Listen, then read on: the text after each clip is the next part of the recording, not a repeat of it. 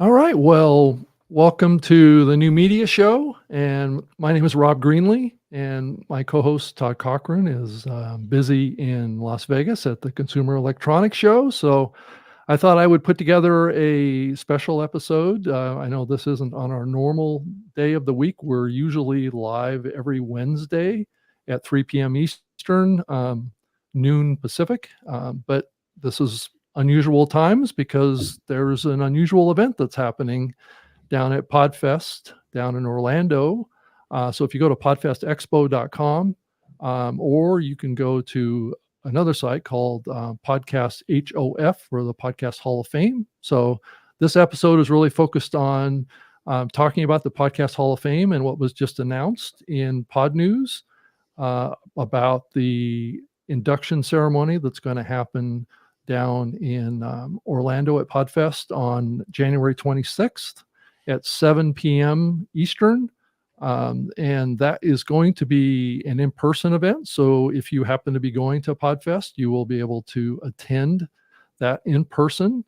But you will be able to watch it live because it will be live streamed and made available on like a YouTube type of a experience via the Lipson YouTube channel. So if you want to go to youtube.com/at Lipson, I believe Dave is the place to go. Yep. But I'm lucky to have with me three terrific guys. Dave Jackson, which I'm sure many of you probably all already know him. So let me pull them all up to the screen here. And Dave, thanks for joining me. He's in the Hall of Fame as well. He was inducted back in 2018. I was also inducted into the Hall of Fame back in 2017, and so was Todd. Todd was inducted back in 2015, I believe. And Doug is one of our 8 new inductees to the Hall of Fame, and I've known Doug for a very long time. Doug, welcome to the New Media Show. It's the first time for you. Great to be here, Rob and Dave. Good to see both of you. Thank you. Yeah, it's great to come in here and talk about this. So the induction ceremony, as Dave, maybe you can talk about your experience with it too. It basically, what I'm trying to do here with this episode is just kind of give a little bit of a behind the scenes look at the inductees, kind of what the purpose of the Hall of Fame is, and we can talk about it and what the experience is. So I know, Dave, why don't you give us a little bit of a snapshot of what your kind of feeling is about the Hall of Fame and what you thought about it at the time that you got inducted. Yeah, it's an honor. It's hard to make Dave Jackson speechless, but that did it when Gary Leland called me up, because you're being voted on by your peers. And so I didn't realize till later when I got to vote that, you end up everybody kind of writes down a bunch of names, and then they pull all those, and then we look for duplicates and who got the most votes. And then it just keeps getting thinned down till you get down to a certain number. And when you get down to the smaller the list gets, the harder the voting gets, because everybody has done such great work. And it's really, sometimes people think it's just, well, they've been doing it a long time. No, it's, do you have an engaged audience? Have you contributed to not just podcasting, but the whole community? Are you, having people, are you inspiring people to start a podcast? There are all sorts of reasons why you would get voted in. But when Gary called me, I was like, you sure you got the right guy? That whole thing. And then the other thing is, I think I had, if I remember right, it was 7 minutes, and that 7 minutes goes by quick.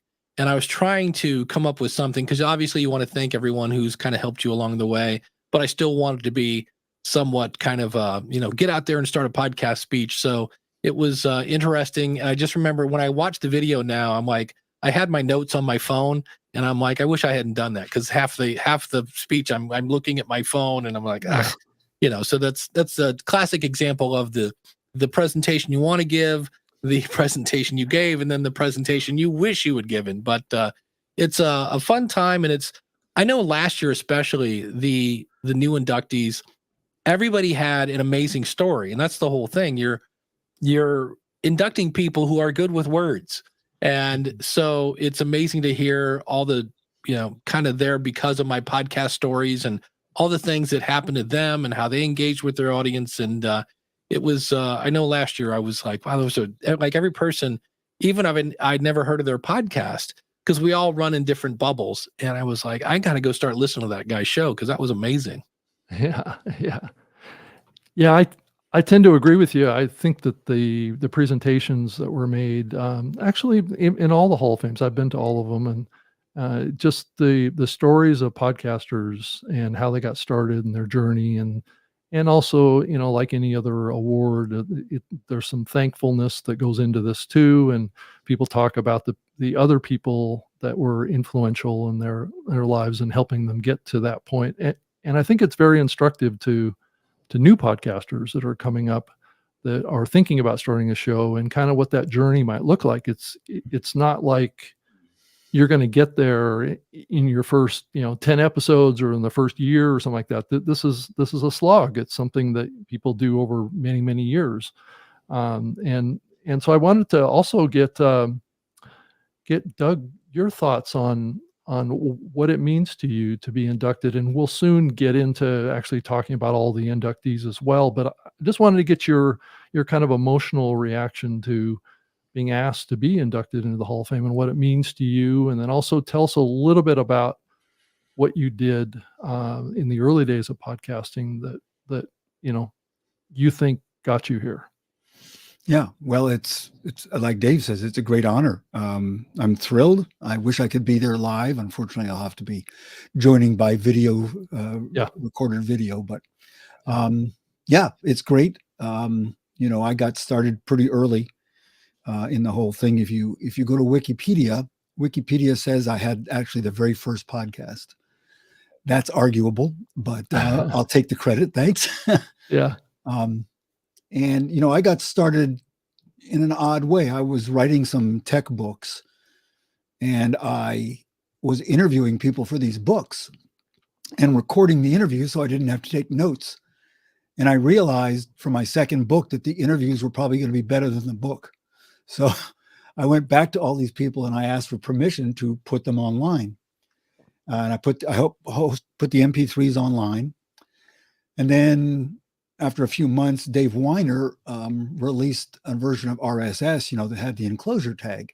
Mm-hmm. And so I took and used that to attach the MP3s and put out an RSS feed with MP3s. And that was essentially the first podcast. And it just took off from there. What can I say? Yeah, because I think you're very much an example of the early podcasters and the ones that were in this medium. I kind of include myself in that too, is that we were really technologists first and content creators kind of just because of the technology, right? We saw this opportunity with technology to distribute content. I was on the radio in those days, and I actually worked with you, Doug, with my radio show, and we created a version of my radio show on the Conversations Network, which is one of those very early networks in the podcasting space. But what was really interesting about what you were doing back then, and if you can talk about this a little bit too, is that the content that you were producing, you were implementing dynamic insertion and assembly of shows, not so much advertising. But I thought it was very interesting. If you could talk about what you were doing in the early days with the Conversation Network, because I know that you were putting things at the front of the content, things behind the content, kind of in the back end, and which has turned into now everybody's all excited about dynamic ad insertion and all this stuff. But I've always been this advocate that dynamic ad insertion can also be used for content. So if you could talk about that a little bit, that'd be great.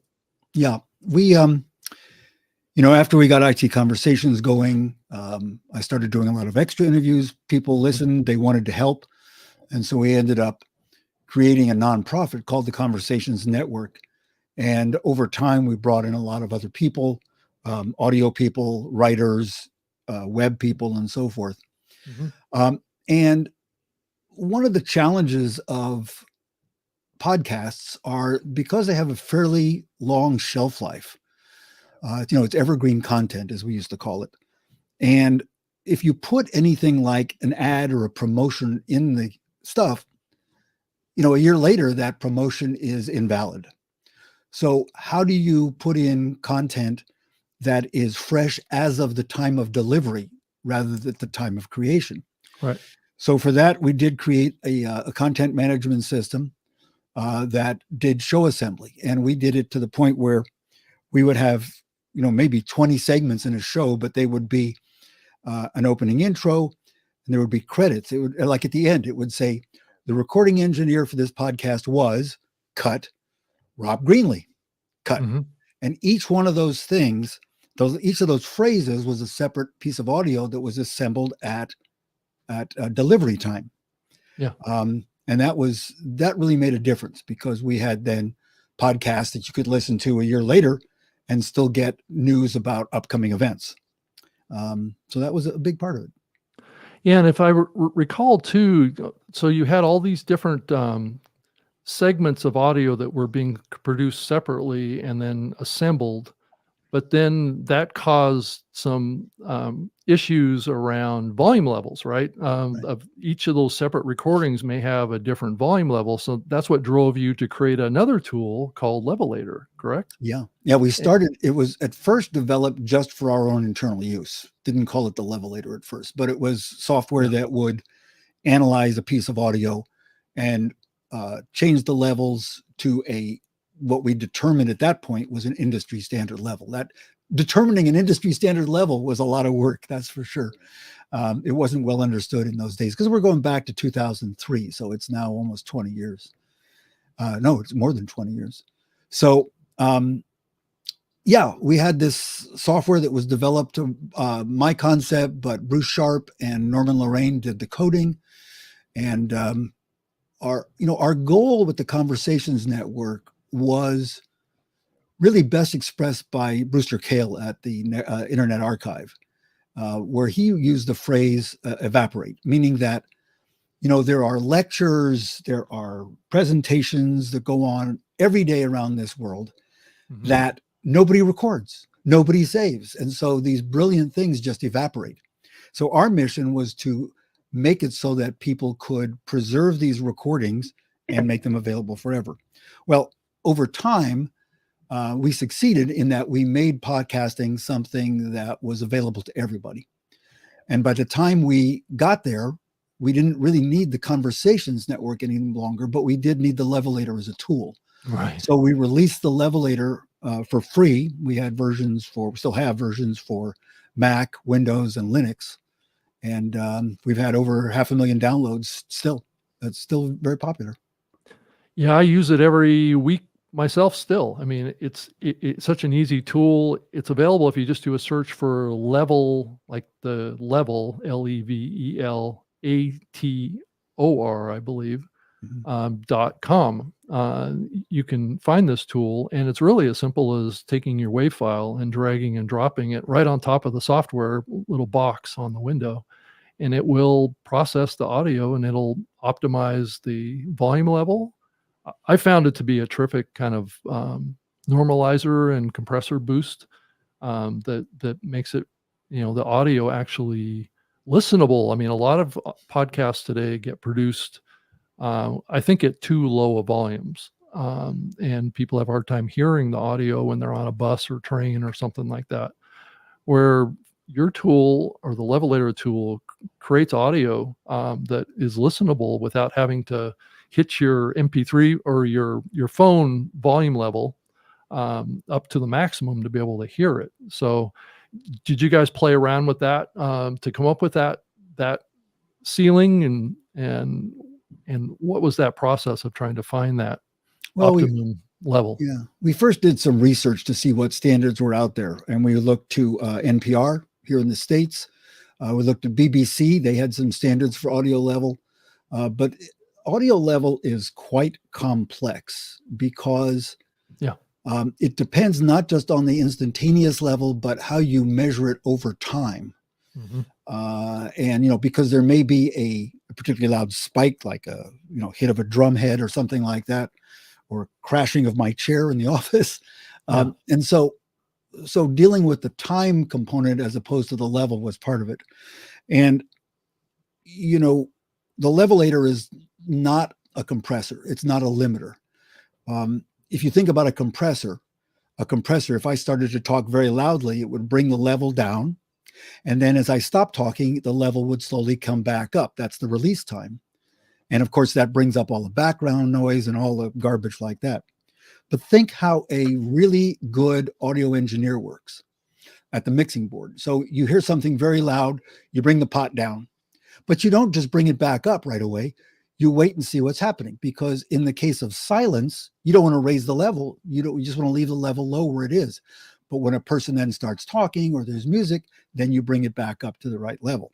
So you can't just use a compressor to do this. Similarly, you can't just use a limiter either, because a limiter is just going to flatten all the high levels and not do any more than that. So what Bruce Sharp did was develop a fairly complicated mathematical, I shouldn't say fairly complicated, extremely complicated mathematical model.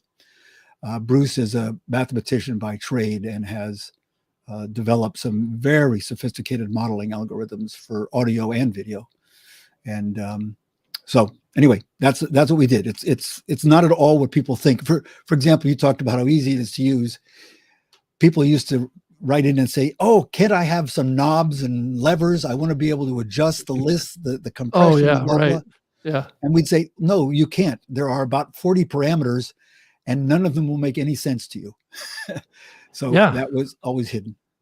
Yeah, I think that's the magic spot, is that a lot of times these audio adjusting tools just have too many knobs and you can never get them set right. You know, I've got like a Rodecaster Pro here, and then Dave, I'm sure you'll appreciate this, is that there's so many settings in that you can totally get your audio all messed up. So you need to have, you know, somebody that's really an engineer, like your background and your colleagues there, to really come up with something. And I do think that there's some efforts in the industry right now to really come up with that, really kind of simplify this stuff and make it a lot easier. But anyway, let's go ahead and show who's been inducted into the Hall of Fame here. And let me see if I can get that pulled up on the screen here. Yeah.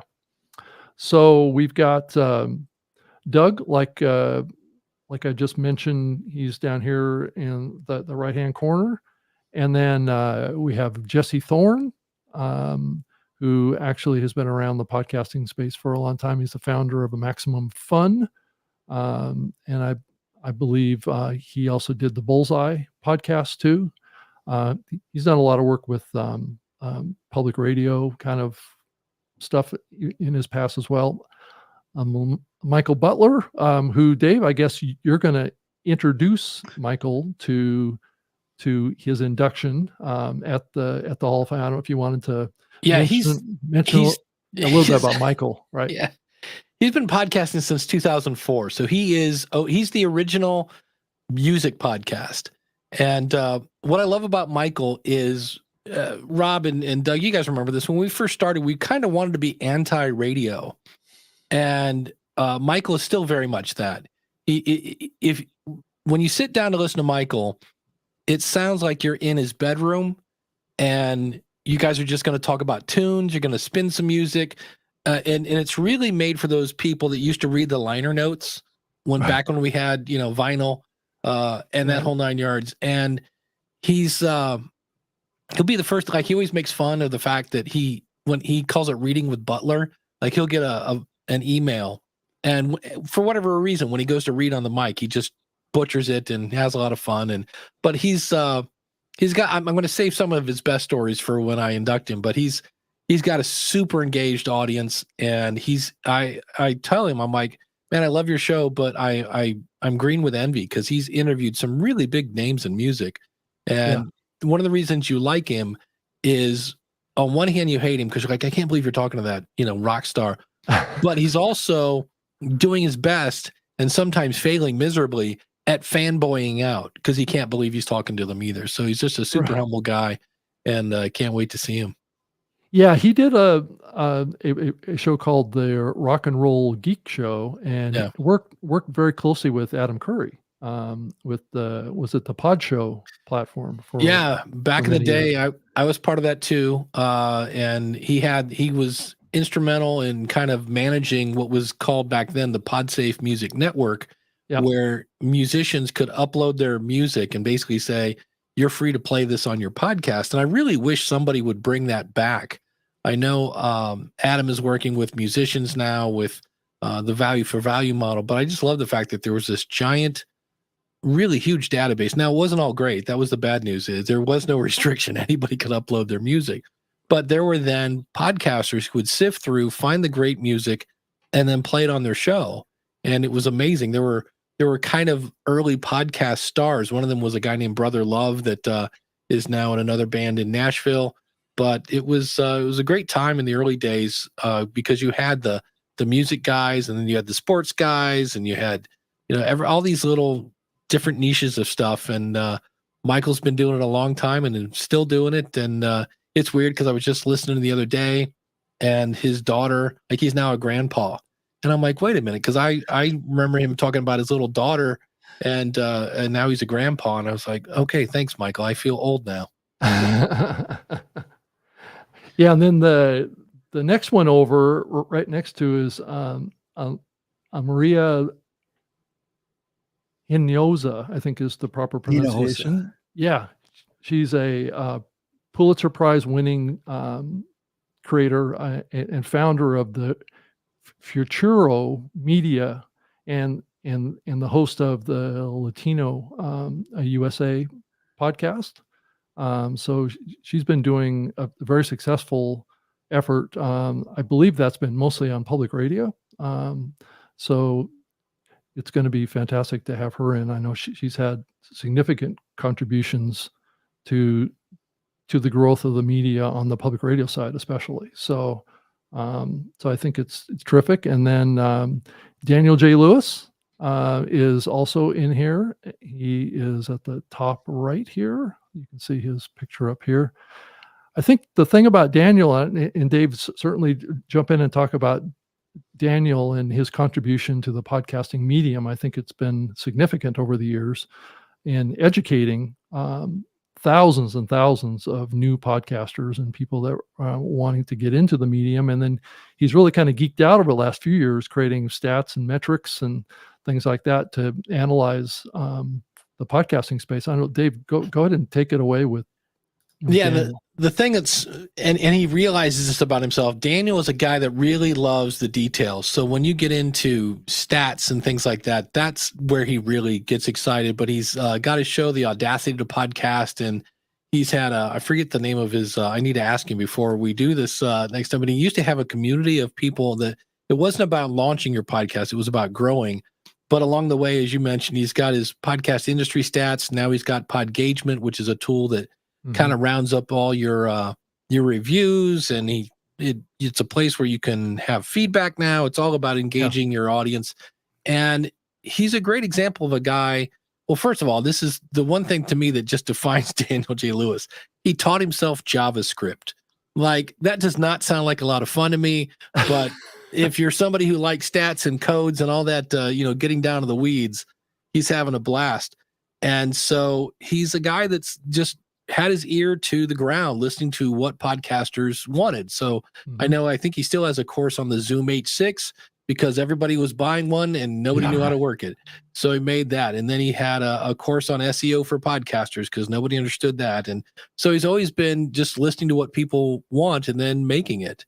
And in a prolific podcaster himself, with the Audacity to Podcast. And then he had, I think he's had dozens of like TV covered shows or TV topic shows. Yeah, there was a show on ABC called Once. It was a Disney show, and that got really popular. Right. And he's done the Podcasters Roundtable with some guy named Dave Jackson and Ray Ortega.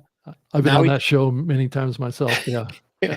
And now he's the co-host of The Future of Podcasting is one he does, and that's a show he does with myself as well. So he's always involved in the community and finding out what people need and helping them. And I see him a lot in the different Facebook groups and Reddits and Quora and all the other places. If they're talking podcasting, Daniel J. Lewis is probably standing right behind you. Yeah, and I would say that the industry really over many years has really respected his contributions to the medium and helping others and helping people. I think that's really where he stands out, and that's my perception of it. I've known Daniel for, I don't know how long he's been in the medium. I think he started back in maybe like 2005, 2006 or something like that. So he's been around almost as long as both of all of us here that are on the show. I know Doug has been involved in podcasting since back in that 2004 or earlier time frame, just like, both Dave and I. But I think Daniel's contributions, really stand out on this list of people. Just how profound his contributions have been. Yeah. So I'm really happy that he's on the list. But he was voted in pretty highly by the other inductees to be a part of this list, and we're proud to have him there. And I think he's going to give a really great induction speech up there as well. So, and the next one over is Lori Sims. I would say she's maybe an unsung hero in the podcasting space. Really was one of the key leaders at Libsyn at its formation and its founding, and really kind of led that company through, being an early pioneer in podcasting. I don't know that podcasting would exist the way it is today without the birth of Libsyn. And Lori's kind of behind the scenes contribution with Rob Walsh over, almost two decades, really gave the industry a platform that they could really grow on. Some of the biggest podcasters in the world started on Libsyn, like Joe Rogan and Mark Maron, and all these guys really started on the platform because it was for a few years, it was the only platform. So Dave, I don't know if you want to talk about Lori, but I worked a lot with Lori when I used to work for Libsyn. Yeah, she's just amazing. She's I always love the fact that no matter what was going on in the podcasting space, because it's a space that changes all the time. This happens or this happens, and IAB stats and getting certified and all this other stuff that's going on. And I never saw Lori lose it. Like I never saw her stressed out. She was always like, okay, what do we need? Okay, let's get somebody in. Let's get him in here and her. Let's have a discussion. Let's figure out what the problem is, and then you just solved it. And so, yeah, she's great. I was very happy to see that she was getting inducted because she steered the boat through some interesting waters over the years. Yeah, exactly. Just to be, upfront, she's no longer working for Libsyn, just like me. I'm no longer working at Libsyn. But nonetheless, those contributions over really a decade and a half or more of work behind the scenes of building a platform that the industry really kind of built itself on, it was significant, and I think she deserves to be here. But the whole, induction committee voted. It was like all these potential people were put in front of them to vote on, and she was one of the ones at the top of the list. So it's exciting to have him there, or have her there. The next one over is Aaron Mankey. He's the creator and host of the Lore podcast. I believe he's probably working on other projects as well. I don't have those right in front of me, but he's a consummate podcast expert. Has been a real leader in the industry for many years now. He speaks at all the podcasting conferences. He is just out there. He's created a very popular series that actually got turned into a TV series. Yeah, that's the Lore podcast. I don't know. Did you want to talk about Aaron at all, David, or? Well, to the best of my knowledge, he doesn't have a team of 18 people. No, he does it all. Yeah. And so that's one of the things I always liked about Aaron is Lore's a great show. Unless you don't watch that at night, you'll wet your pants before you go to bed. But some really interesting stories. But just the fact, I always loved it and he's kind of a no nonsense kind of guy. He's kind of hey, just shut up and do the work, because that's really what he did. And so I've always admired. I'm looking forward to meeting. I don't think I've ever met him as much as we run in the same circles. I don't think I've ever met him, and looking forward to shake his hand and congratulate him. Yeah, I've spoken to him many times and met him at many events. I would say, he's known for getting on Twitter and these other platforms and creating these conversations with podcasters about best practices and things to do in the podcasting space, just based on his own personal experience and growing a very, very successful show. So he's always been willing to share with the community.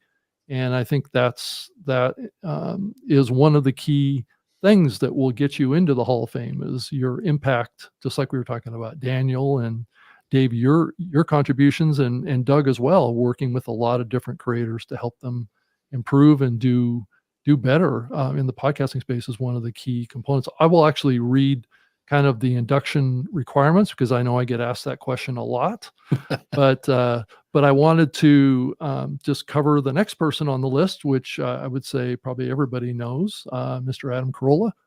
Has been doing podcasting. I remember I first talked to his team back in 2008, and that's just after he left, I believe, commercial radio. I think he had a contract with Viacom or one of those big media companies, and was working with Cumulus, I believe, at the time, and kind of they let him go for some reason. I think he was, doing a very popular show, and he was like still under contract for a while, and he couldn't do a new show and monetize that new show until after his contract expired. It's kind of like what Tucker Carlson just went through, I believe, with Fox, where he had this window of time when he really couldn't do anything.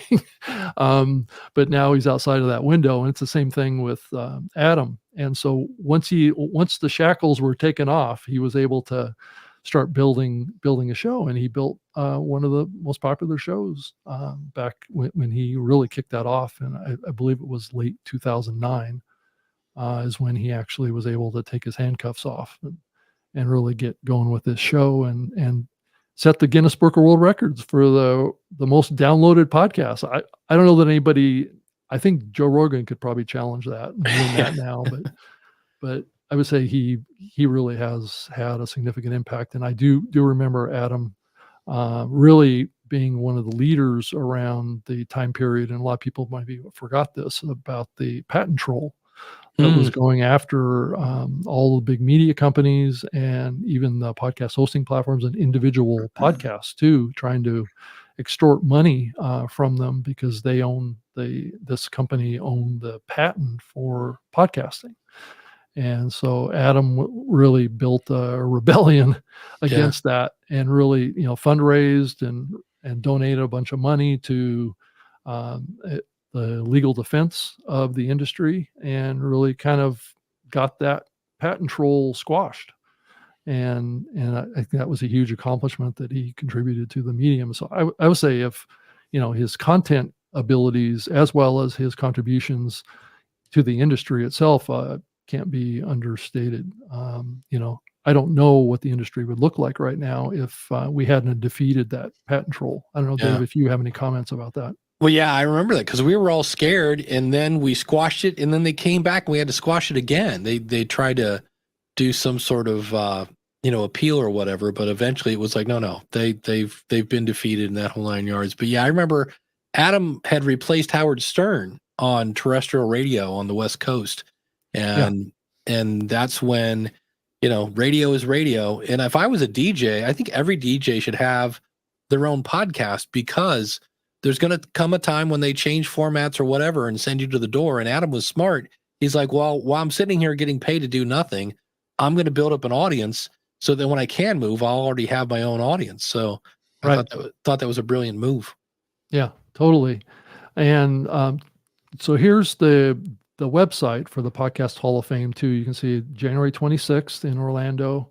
And then wanted to also mention that we're lucky to have Mr. Dr. Drew to be our master of ceremonies at the event. So we were able to recruit Dr. Drew to fly out from LA and go all the way to Orlando and be a speaker at Podfest and do a fireside chat on the morning of the 26th, and then MC the Hall of Fame the night of the 26th. So I'm really excited to have Dr. Drew there. He's been very supportive of the Hall of Fame.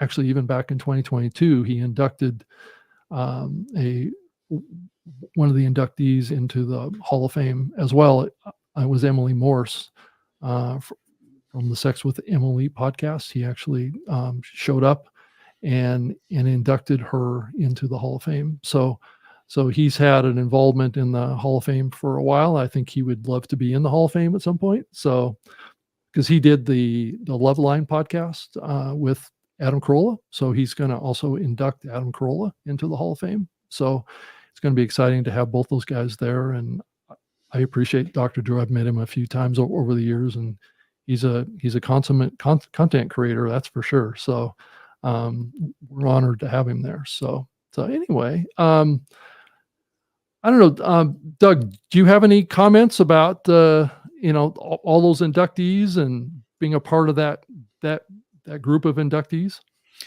Well, I know some of them. Michael Butler in particular, I know fairly well. And I think the key to all of these things goes back to something that people used to ask me about early on, which is what makes a good podcast.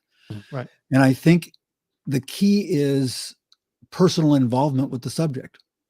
Michael's a musician, so it makes perfect sense for him to do the Rock and Roll Geek Show and to interview other musicians. Maria, is involved with the Latinx community, so for her support of that is very important. So that's the thing that comes across to me, is that these are not, takes me back. Going way back. They're still going. Dawn and Drew, for example. Dawn and Drew are still podcasting, aren't they, Michael? Yeah, I think so. Yeah. And their podcast is just about their personal life, but it's their personal life. So the key is focus on the things that you're passionate about, and that's going to come through quite a bit. Yeah, I agree with that. I think it's really important that that the industry really keep that in mind, because I do think that there is kind of a focus away from that concept here. I think over the last couple of years, and I know that the industry is a little bit struggling right now to some degree. I think it's going through a lot of changes, but I think keeping that focus on where podcasting started and what got us here, I think is important, and to hold on to that as much as possible. And because I do think the industry has gotten a little bit tied up in this focus on commercialism, right? And trying to build this medium as an advertising medium as really a reason for its existence. And I think that is kind of missing the point. I don't know, Dave, do you have any thoughts about that? Yeah, I wonder sometimes when someone is doing yet another true crime show, it's not because they have a passion about the case. It's because, what can I do? What kind of podcast can I start that's going to require the least amount of work, get the most amount of downloads, and make the most amount of money? And that's typically just not the way podcasting works, especially if you compare it to when Doug and Rob and I here started. It was a little easier to break into podcasting. It was harder to make one because they didn't have all the tools we have now. But, the listeners were listening to maybe 3 podcasts a day because there weren't that many. So it was easy to get into their rotation, where now, according to Edison Research, people are listening to 9 episodes. I think it is a week. I don't think it's a day. That'd be crazy. 9 a week. And so their dance card might be a little fuller than it was, say, 10 years ago. And so even though you've created something that was popular, some sort of true crime, it is a matter of coming up with something maybe with a different angle or a different viewpoint, because, the Beatles are really popular and then a bunch of bands tried to copy them. Led Zeppelin is really popular and then other bands tried to copy them. It's when you're copying somebody else, it usually doesn't result in the same type of success. So find something you're passionate about, figure out who your audience is that wants to hear that, and then I would say you have to define your why, because so many people judge their success on downloads, and downloads are important. It helps you figure out what's working and what's not. But sometimes you're just trying to increase your reach, or you want to position yourself as an expert, or you want to be seen as a thought leader, or bring customers to your company, whatever it is. And sometimes I think we get really hyper obsessed over downloads. I know the last couple of years, I've really been paying more attention. I go into Podcast Connect in Apple, and I've really been paying attention to the retention rate, because that's one of the stats that actually affects Apple's algorithm. And so, get into something, because, and I don't know, I think a lot of the early guys, we're all just doing it for fun. And then it just turned into something else. I don't know, Rob, when you started, I know you came from radio, but you were talking about a subject you loved, right? Oh yeah, I was always doing that. I mean, it was always about trying to connect with audiences around a particular kind of genre area, because I was focused on talking about the growth and development of the internet and the web back in those days. So I was very much trying to connect on the technology side. Now, granted, with my radio show, I was very focused on trying to sell advertising into my show and things like that. And I did take some flack in the podcasting space, because I had ads in my show. You sell out. Yeah, I mean, that's exactly, if you really think back to the early days of podcasting, and if you talk to Adam Curry about this, he'll tell you the same thing, is that it was all about, sticking it to the man, right? That's kind of the attitude. I don't know, Doug, if you want to talk about that too, but it was more about kind of breaking the stranglehold of control of content that had permeated media up to that point, right? And kind of ushered in this new era that we see today, which is independent media and independent creators really starting to dominate. So, Doug, why don't you kind of give us some hindsight of that? I mean, I think you've been kind of a little bit out of the content creator kind of space to some degree. How do you see what's been happening as far as this transition from when this all started was very much focused on traditional media, and now what we have today? Well, like you said, Rob, when we all got started, there were no podcasts. Right. And, we were putting out podcasts, and we were discussing things like, how long should they be? Because people were going to listen to them in the gym or listen to them during their commute. Right. But there was very little competition in those days, and if we had an audience of 25 or 30,000 for a show, we considered that to be very successful. Now, of course, the numbers have gone crazy. But, one of the things that I did back in about 2005, I produced the Gilmore Gang show. And Steve Gilmore had the phrase back then called, "We're entering an attention economy." Remember that? Yeah, I do. And boy, was he right. I mean, this predates social media, right? Mm-hmm. This is all before any social media, but now we are absolutely in an attention economy. And so, there's still only 24 hours a day. You still only spend 20 or 30 minutes on the treadmill. You only spend 20 or 30 minutes on your commute. And so we are all competing for that same little bit of time, but there are thousands and thousands of podcasts. So that's the big difference. Now, of course, another big thing is podcast subscriptions. I mean, remember in the beginning, Apple rejected all this stuff, right? Remember that, guys? Mm-hmm. When Apple was, first of all, they didn't like the fact they were using pod in the name. Right. And then they wanted to have nothing to do with it. And then they finally got a couple of guys there who we know, we've met them all, who fought the good fight and convinced Apple to embrace podcasting. And, Apple became sort of the default platform for so much stuff. So it's changed so much. It's changed in terms of huge podcasts, big audiences, people who are TV stars having their own podcasts. You look at somebody like Rachel Maddow, for example, right? Hugely popular podcast. Yeah. And so that the money, the length, but we still have the same amount of attention to compete for. That's the thing that hasn't changed. And I think the thing that's changed there with attention is so many people love to quote that goldfish goldfish only has whatever. We have the brains of a goldfish. And if you look into that, I debunked that. That was like a footnote of another thing. It's like, it's not true, but it's been repeated so often that it's true. I don't think we have short attention spans. I think we've actually increased our ability to identify when someone's about to waste 20 minutes of our time. And then we like, oh, wait. And when I hear a podcast start off with, well, I don't know what we're going to talk about today, but I promised you a show every Thursday, I immediately eject because that person is not ready. They haven't prepared anything. And I realize there are tons of people that do kind of improv shows, but that's not what I'm talking about. And so I think that's why, again, it's as Doug said, it's the attention economy, and you kind of have to grab people out of the gate now. You can't just start off talking about, well, the title of the episode is, how to make money with free software. And you start off talking about French toast recipes and, Mr. Whiskers, your cat. I'm like, I don't think that's going to float anymore. Right. That's true. That's true. Well, let's kind of move on to another topic here, and that's talking about the Hall of Fame eligibility. I know a lot of people out there feel like they've earned their place in the Hall of Fame, and they would like to get their name in there for consideration. And I'm always open to hearing ideas around people that have done significant contributions. I don't know everybody in the medium over the 20 years I've been involved in this medium, so I would love to hear from you.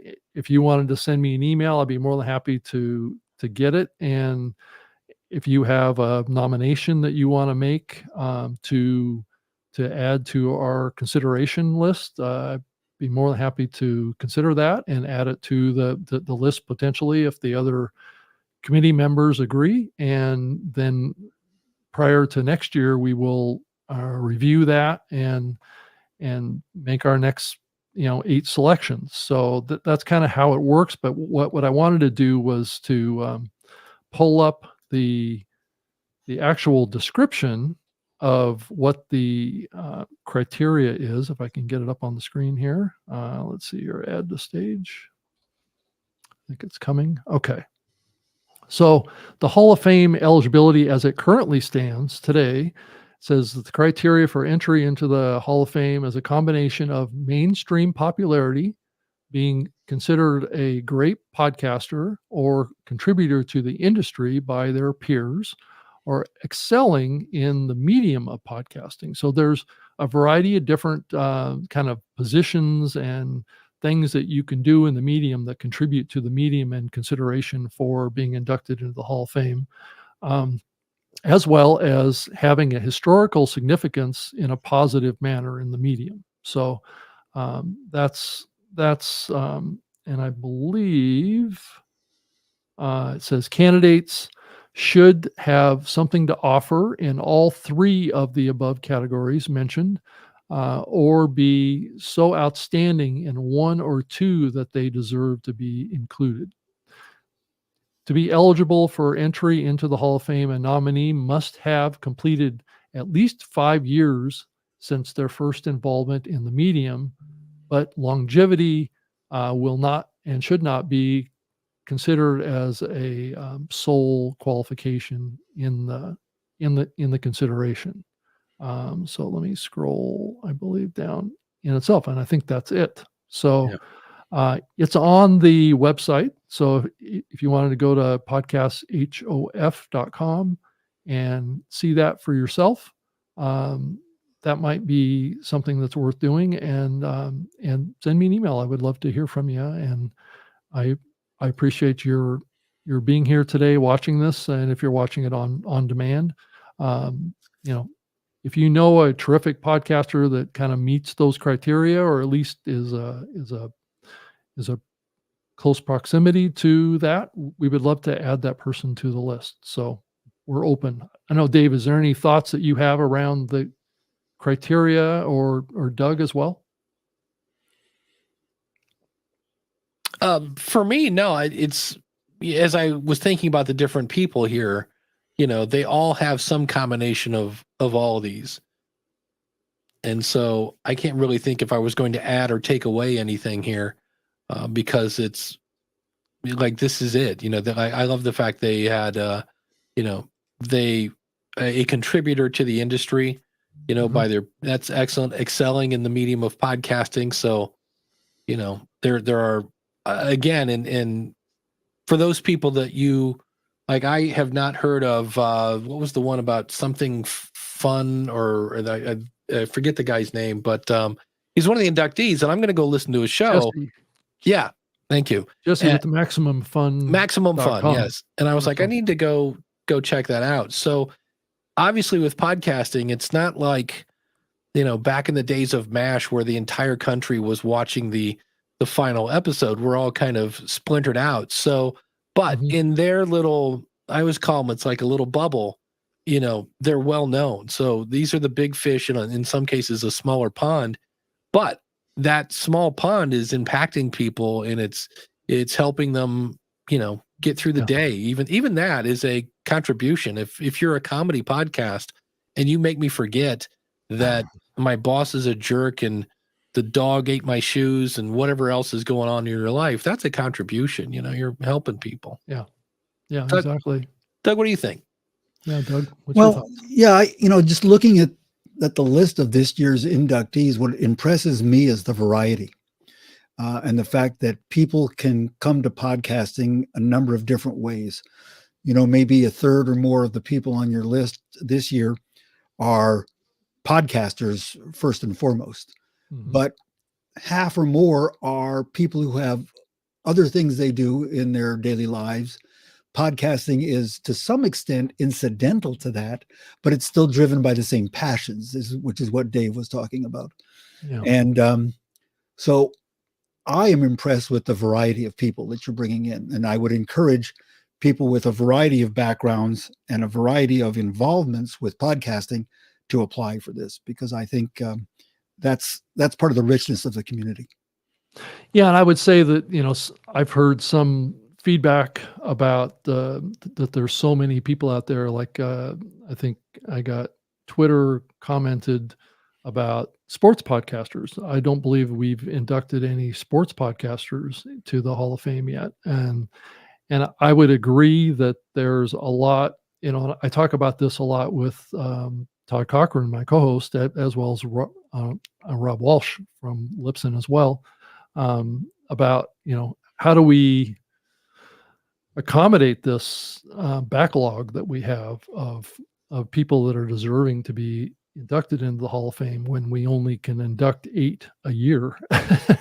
There's a lot of, I feel a lot of pressure on having an induction ceremony that maybe has 20 people in it, just because of the backlog that we have of people that are deserving to be added to the Hall of Fame. So, but it's kind of like a time limitation too. It's like, how long of an event do you want to put on? Is anybody going to watch a 2-hour induction ceremony? Because it would probably be 2.5 hours probably if you're going to induct 20 people. Yeah.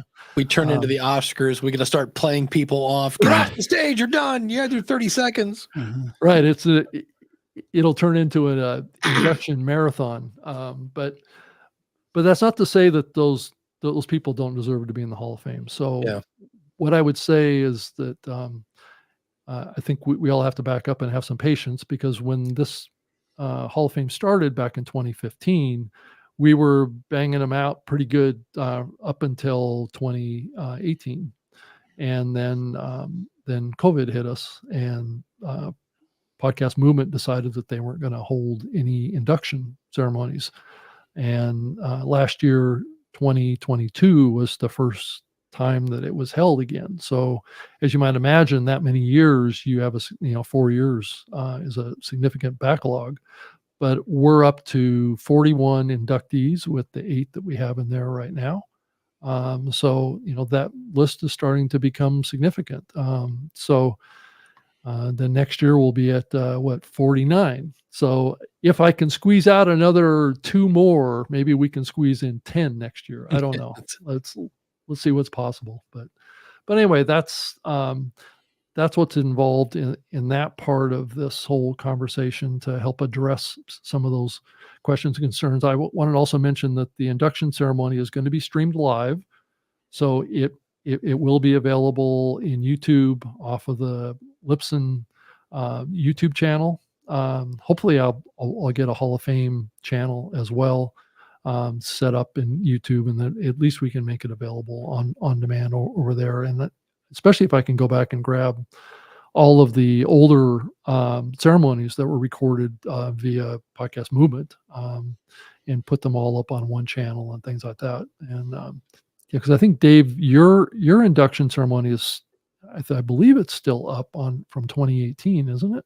Or I do you believe know? so. I know I grabbed a copy of at least my part, but yeah, I think it's still up there somewhere. Yeah.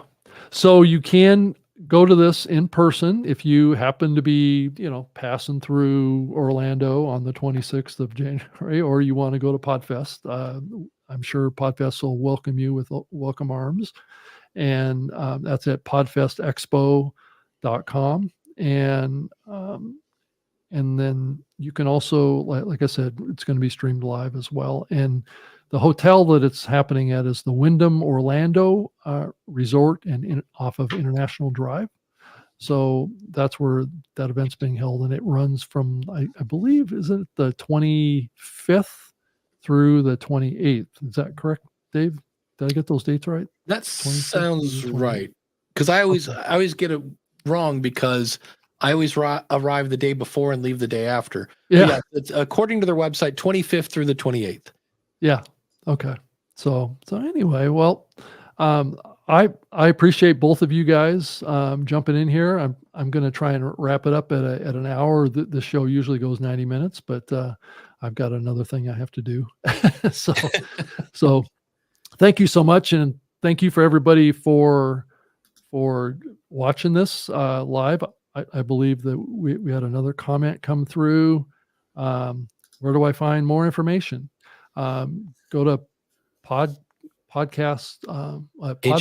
Expo, podfestexpo.com if you want to find out the event that it's being held at, and then the actual website for the Hall of Fame is right here, podcasthof.com. So check out the live stream and on the evening of the 26th. And Dave, Doug, thank you. And Doug, congratulations for being a part of the Hall of Fame now. It's been officially announced, and now it's just like going through the presentation and sharing with people, what your experience has been over these years. And we'll do the same thing. I'm going to induct you, so I'm going to talk about you up on stage, and then Dave's going to induct a couple of the other folks as well. So, but thanks everybody for watching the new media show. We'll be back with another episode. Hopefully, I think Todd will be back next Wednesday at 3 p.m. Eastern, noon Pacific, for another episode of the New Media Show at newmediashow.com. So thank you so much for joining us, and have a terrific evening. Thank you.